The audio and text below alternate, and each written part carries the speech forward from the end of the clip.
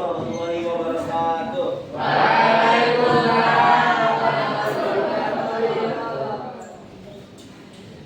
Gimana kabar hari ini? Baik, baik. Hari ini siapa yang hadir? Pak. Ya, terus. Kenapa mereka? Sakit.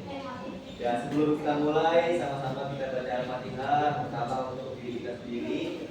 Semoga kita yang sedang di sini, yang sedang belajar, pelajaran kita menjadi sebuah keberkahan dari awal hingga akhir. Kedua, teman-teman kita yang lagi ada urusan atau yang lagi sakit, semoga di atas penyakitnya dan dipermudah segala urusannya. Alhamdulillah, Al-Fatihah.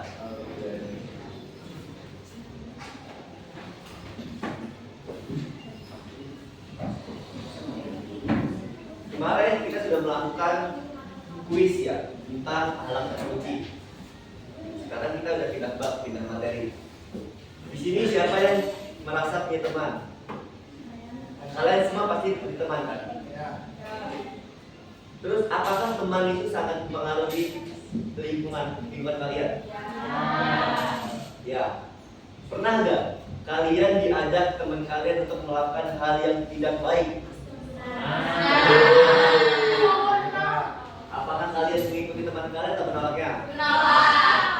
Menolaknya? Menolaknya itu pilihan yang berat atau yang mudah bagi kalian? Berat. Nah, sekarang kita bayangin lagi, kalau semisal kalian diajak teman kalian untuk tidak baik, untuk melakukan hal yang tidak baik. Kalau semisal kalian menolak ajakan itu, kalian nggak akan diterima sama teman kalian, sama teman kalian. Dan kalau semisal kalian menerima ajakan tersebut, kalian akan diterima sama teman kalian. Kalian pilih yang mana? Kalau menolak, kalian akan dijauhi. Kalau diterima, kalian akan diajak sama teman kalian. Tetap menolak. Nggak tahu. Itu masalah yang sering terjadi dalam kehidupan sehari-hari, terutama dalam kelas begini. Sekarang kita kaitkan sama iman. Apakah di zaman sekarang menurut kalian apa sih yang bisa merusak iman itu? Lingkungan. Salah satu faktor utamanya itu lingkungan. Jadi iman itu bisa turun apa enggak? Bisa. Coba kalian bayangkan, misal kalian hidup di suatu zaman yang dimana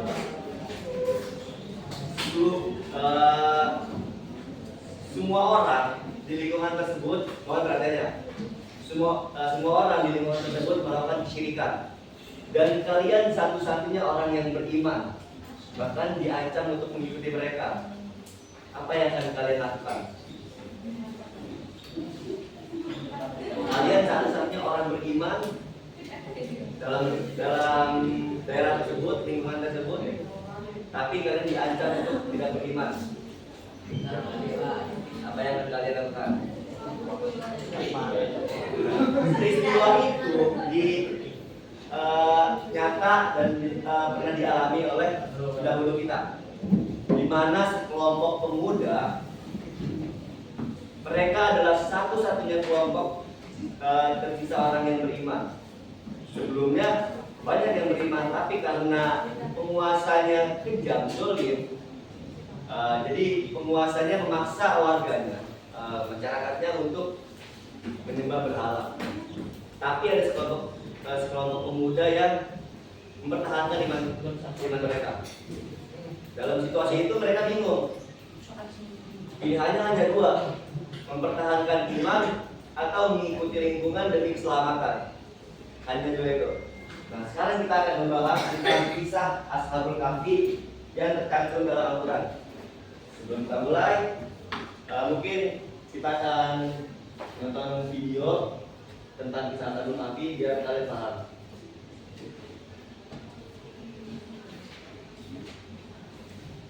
Sebelum itu, ada 3 hal yang perlu kalian cari tahu.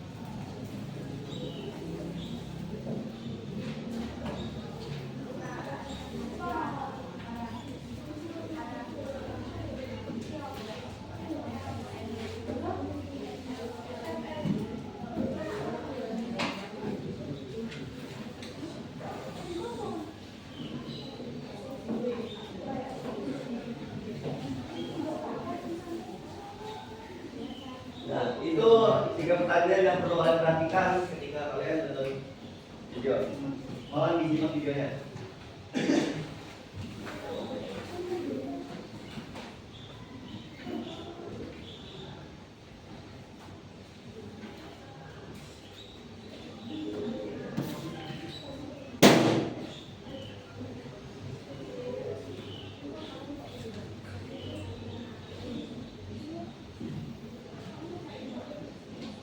Di sini ada ini ya? Sampai.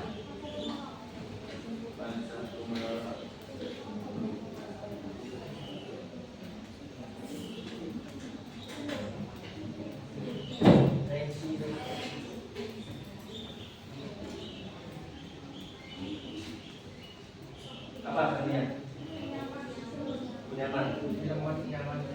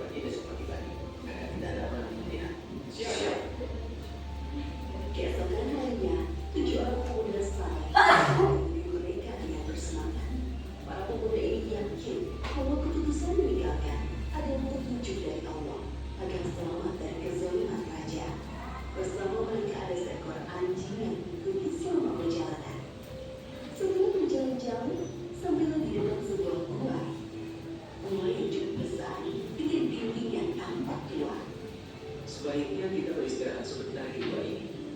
Kau yakin? Apakah aman di dalam sana? Aku akan masuk ke dalam untuk pemeriksaan. Salah satu pemuda itu masuk ke dalam gua. Tak lama kemudian dia keluar dari pintu gua dengan tersenyum. Kalian semua masuklah ke dalam gua. Satu persatu pemuda masuk ke dalam gua. Ketujuh pemuda itu berdoa agar mendapat perlindungan dari Allah. Sebagaimana yang disebutkan dalam ayat ke-10 surat Al-Kahfi. Ya Tuhan, berikanlah rahmat kepada kami dari sisi-Mu dan sempurnakanlah petunjuk yang menulis kepada kami dalam urusan kami.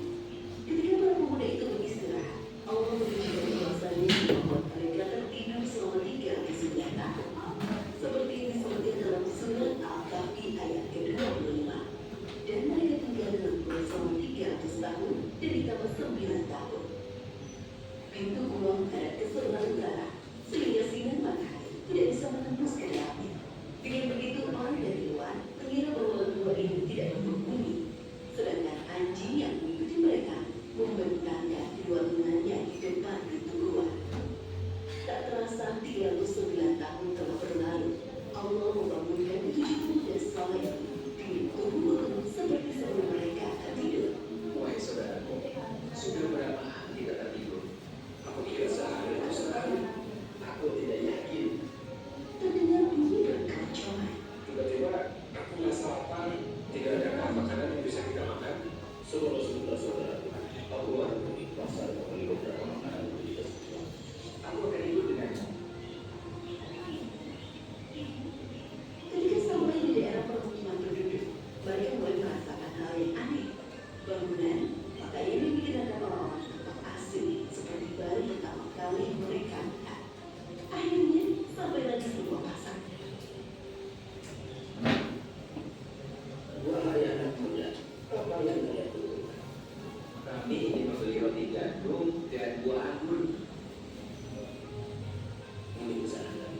Penjual itu menyerahkan pesanan kedua pemuda itu dalam wadah gerabah yang besar. Pemuda tersatu mengeluarkan uang perak dari saku bajunya. Penjual gandum terheran-heran melihat uang dan uangnya. Uang apa ini? Uang perak ini sudah lama sekali. Dari mana kalian dapatkan uang ini? Maksudku, dari mana asal kalian sebenarnya? Aku baru pertama kali melihat anak muda seperti kalian berbelanja di pasar ini. Kedua pemuda itu bertambah bingung mendengar perkataan si penjual. Memangnya sekarang tahun berapa? Itu sepertinya uang zaman dahulu. Jadi apa kita sudah tertidur selama bertahun-tahun lamanya? Penjual gandum makin bingung mendengar percakapan pembelinya. Tanpa sadar, jika mereka menjadi sorotan orang-orang di pasar. Ketika sadar menjadi pusat perhatian, kedua pemuda ini bergegas meninggalkan pasar. Siapakah pemuda itu, wahai penjual gandum? Aku juga tidak mengenal mereka. Jika melihat dari uang yang mereka bawa dan pakaian yang dikenakan, mereka adalah manusia dari beberapa abad yang lalu. Aku yakin benar bahwa mereka mengatakan telah tidur selama beberapa tahun. Apa? Kalau memang benar, tidak mungkin mereka masih hidup sampai sekarang. Bagaimana jika kita laporkan saja perihal tugas kita kepada sang raja? Benar, ayo cepat kita laporkan kepada raja. Setelah beberapa abad berlalu, negerinya dulunya dipimpin oleh raja yang solid berganti dengan raja yang baru. Raja yang sekarang adalah raja yang adil. Salah seorang penduduk dan penjual gandum menghadap raja untuk melaporkan kejadian di pasar. Kemudian sang raja menyuruh pengawalnya menelusuri kepergian pemuda asing sampai ke gua. Sesampai di gua, para pengawal melihat yang 7 pemuda itu sudah meninggal dunia. Kemudian para pengawal kembali ke negeri mereka untuk melaporkan kepada raja. Wahai Baginda, jumlah pemuda semuanya ada 7 orang. Namun sesampainya kami di sana, mereka sudah meninggal. Jadi cerita tentang 7 pemuda Saleh yang hilang pada masa pemerintahan Raja Hijaz itu sungguh ada. Bawa aku ke sana wahai pengawal. Baik Baginda. Sesampai di depan gua, tampak seekor anjing besar mati di depan pintu gua. Raja beserta pengawal masuk dan melihat ke-7 pemuda itu sudah tertidur untuk selama-lamanya. Wajah mereka tersenyum. Subhanallah, Maha Kuasa Allah atas segala sesuatu yang mematikan dan menghidupkan makhluknya. Ini adalah bukti bahwa mereka masuk nyata. Maafkan kami ya Allah yang sempat tidak mempercayai adanya hari kiamat. Sesungguhnya kami termasuk golongan orang-orang yang zalim. Astagfirullahaladzim. Demikian akhir cerita ini. Tak tahu kali itu menunjukkan bagaimana pemuda Saleh memberi gua yang tertidur selama 309 tahun. Dari kisah ini Allah Subhanahu wa Ta'ala memberikan beberapa pelajaran.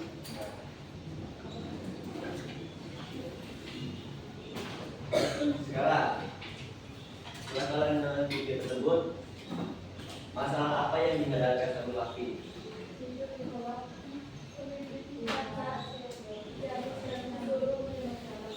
Ya, betul. Lalu keputusan apa yang mereka ambil ketika dalam menghadapi masalah tersebut? Apa? Sekarang nilai apa yang bisa kalian ambil dari video tadi?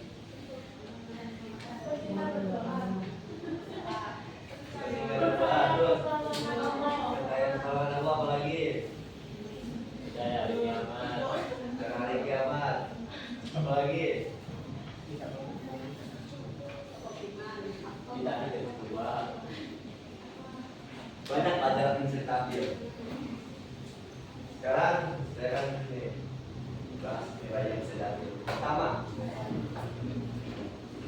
iman adalah kunci daripada kita untuk masuk surga. Iman, bukan Islam, iman. Zaman sekarang banyak orang Islam yang tidak beriman. Ada sekitar Islam KTP banyak zaman sekarang. Tapi yang jelas itu imannya. Ketika kalian dalam kondisi apapun itu, ketika kalian disudutkan dalam suatu masalah, jangan pernah sekali-kali kalian tidak beriman. Contoh dalam kondisi tadi, ketika nyawa yang jadi ancamannya, apa yang mereka lakukan? Tetap mempertahankan iman. Itu yang paling dasar. Jangan jadikan lingkungan sebagai alasan untuk kalian tidak beriman, walaupun nyawa sebagai taruhannya. Apalagi kalian dalam kehidupan sehari-hari di dunia, Dalam kehidupan sehari-hari pasti kalian sering diajarin untuk melakukan hal yang terbaik. Dan di situ ancamannya mungkin yang paling dipandang rendah, dibilang alay, dibilang gitu aja takut. Cuma sekedar itu nggak bisa jadi alasan untuk kalian tidak melakukan hal buruk, tidak melakukan hal yang tidak baik, yang baik yang tidak baik. Lalu yang namanya doa pasti ada yang namanya usaha. Mereka berdoa minta pertolongan Allah, tapi tidak hanya berdoa asal lupakan. Dia berusaha. Apa usahanya? Yaitu berhijrah, pindah dari tempat yang aman. Setelah melakukan usaha tersebut baru mereka bertawakal kepada Allah, menyerahkan semuanya pada Allah. Jadi yang namanya doa berusaha. Kalau doa tanpa usaha malas. Kalau usaha tanpa doa itu namanya sombong. 3, lingkungan jelas sangat mempengaruhi keimanan kalian. Tapi sekali lagi saya katakan, lingkungan tidak bisa menjadi alasan untuk tidak beriman. Emang seberapa penting sih iman itu? Seberapa penting sih? Itu kunci masuk surga. Karena seperti sholat itu umumnya wajib. Kalau kalian nggak sholat, nggak bisa berdiri. Kalau nggak bisa berdiri, kalau nggak bisa duduk, rebahan. Kalau rebahan, kedipkan mata. Kalau masih nggak bisa kedipkan mata, disolatkan. Kalau kalian dalam perjalanan nggak bisa sholat, jalan jauh, masih ada jalan kosong. Kalau kalian lupa, malas, masih ada kodok. Jadi nggak ada alasan kalian meninggalkan sholat. Apapun itu masalahnya. Dan terakhir, yang paling jelas, Allah selalu menolong kita. Semisal kalian diajakin sama teman kalian untuk melakukan hal yang baik, percaya kalau semisal kalian menolak itu demi kebaikan, Allah menggantinya berkali-kali lipat. Walaupun tidak secara langsung, Allah memberikan hal yang baik ketika waktu yang tepat, bukan ketika kalian membutuhkan. Nanti pasti ada waktunya. Nah, begitu saja yang bisa saya sampaikan. Kurang lebih mohon maaf. Mungkin pertemuan selanjutnya akan diisi sama Ibu Yun ya. Mungkin akhir